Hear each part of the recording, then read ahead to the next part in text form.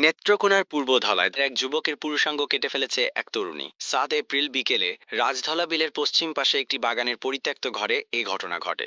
পারভেজ হোসেন উপজেলা সদর ইউনিয়নের তারাকান্দা গ্রামের মান্নাফ মিয়ার ছেলে, আর সুমাইয়া আক্তার উপজেলার বিশ্বকাকুনি ইউনিয়নের বিষমপুর গ্রামের আব্দুল গনি সরকারের মেয়ে। স্থানীয়রা জানান, জাহিদ নামের এক যুবকের সঙ্গে তার প্রেমের সম্পর্ক ছিল।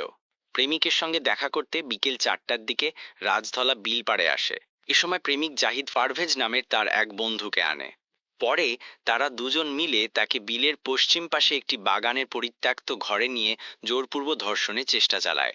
এ সময় সে ব্যাগে থাকা একটি ব্লেড দিয়ে পারভেজের পুরুষাঙ্গে আঘাত করে। এতে পারভেজের পুরুষাঙ্গের অর্ধেক কেটে যায়। চিৎকার শুনে স্থানীয় লোকজন তাকে উদ্ধার করে হাসপাতালে নিয়ে আসে। এ সময় স্থানীয়রা ওই তরুণীকে আটক করে উপজেলা স্বাস্থ্য কমপ্লেক্সে নিয়ে আসলেও পরে ছেড়ে দেয়। তবে আহত পারভেজের পরিবারের কারো সঙ্গে কথা বলা সম্ভব হয়নি। পূর্বধলা উপজেলা স্বাস্থ্য কমপ্লেক্সের মেডিকেল অফিসার মোহাম্মদ সোহেল রানা বলেন, পারভেজের পুরুষাঙ্গের মাঝামাঝি অর্ধেক কেটে গেছে। উন্নত চিকিৎসার জন্য তাকে ময়মনসিংহ মেডিকেল কলেজ হাসপাতালে প্রেরণ করা হয়েছে। সুমাইয়া আক্তার জানান, তাকে জোরপূর্বক ধর্ষণের চেষ্টা করলে ব্যাগে থাকা ব্লাড দিয়ে সে আঘাত করে।